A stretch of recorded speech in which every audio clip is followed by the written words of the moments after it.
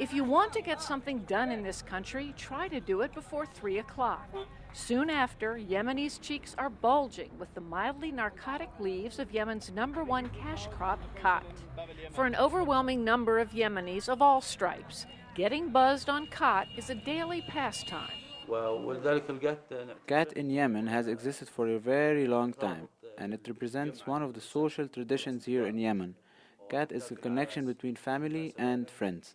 Like his family and friends, Office Director Abdullah al-Sheikh started chewing qat in his teens.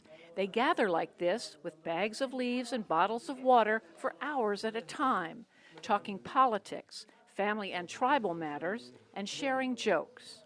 Whatever the topic, everyone's eager contribution is fueled by what aficionados say is a gentle speed-like buzz brought on from chewing the leaves. The feeling has been compared to several cups of espresso or that first glass of wine, but it goes on for hours. Without qat, you get bored after maybe half an hour and maybe want to leave. But with qat, you take much longer, 4 hours or more, because qat gives you the feeling you want to talk about your plans, your future. Yemeni legend has it that qat's properties were discovered by a goat herder who tried it himself after noticing his goats were more energetic while they were grazing on the leafy plant. But it's a thirsty plant to grow, and given the drought gripping this part of the world, that means Yemeni's taste for qat comes at a high environmental cost.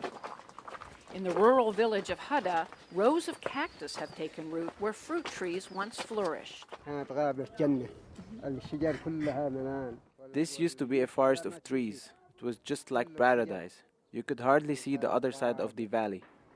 Family farmer Ahmed Al-Kadim says Hada used to be watered by 12 natural springs and 20 wells. But after 2 decades of drought and heavy consumption, they've run dry. Now my farm's dried up. There's not been enough rain, and we use too much water. Cities like the capital, Sana'a, are endangered too. Its water table is dropping fast from the drought and exploding population and qat farming nearby. Many city residents, the ones who can afford the skyrocketing prices, now rely heavily on water trucked in from rural areas. And the World Bank predicts that within 15 years, Sana'a could be the first capital city in the world to run out of drinking water entirely. But that hasn't stopped local qat farmers who either don't know or don't care for modern irrigation methods from flooding their qat fields as their families have done for generations. Depending on the season, I water my fields sometimes 6, sometimes 12 hours a day. The view over the village of Wadi Dar shows acres of trees below, bearing not fruit or vegetables as they used to, but qat as far as the eye can see. Farmer Kamal Moath explains why. Growing qat, we are able to make a lot of money, and the government does not promote growing fruit or much else. With qat now representing over 1/3 of Yemen's agricultural output, farmers are drilling ever deeper to quench their plants. And the government helps them do it by selling diesel fuel at a below-market rate. Deputy Finance Minister Jalal Yaqub is worried about the trend. We're subsidizing the depletion of water, and we're subsidizing the people who chew qat, and it is just not, it's not right. But he acknowledges there is an economic benefit. The lucrative qat trade keeps money circulating in the countryside, so life in poor villages remains vital. Qat gives opportunity for people in countrysides to have access to money without the government providing anything.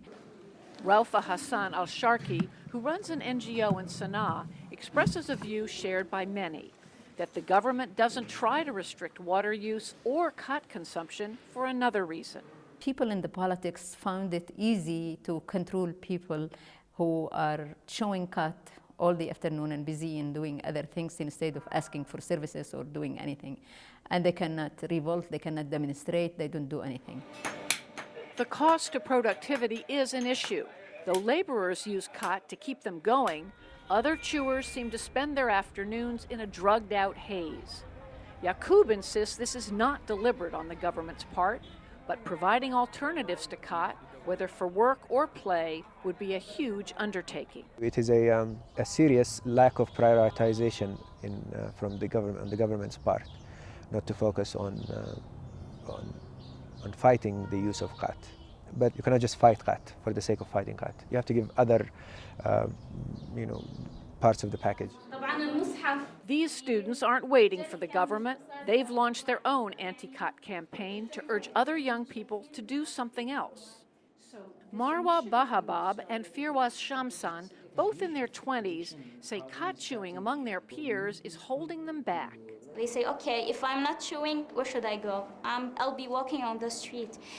They don't have the awareness, as I said, and they don't have guys to tell them, no, you can go to voluntary work, no, you can you can go to a gym or something like that.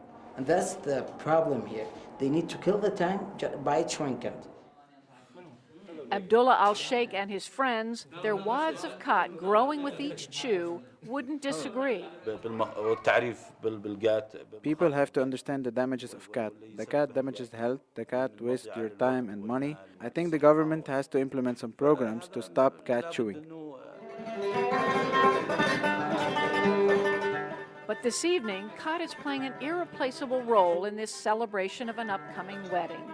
Without it, the music may not play as loud, nor the party last as long, in a country where qat is king.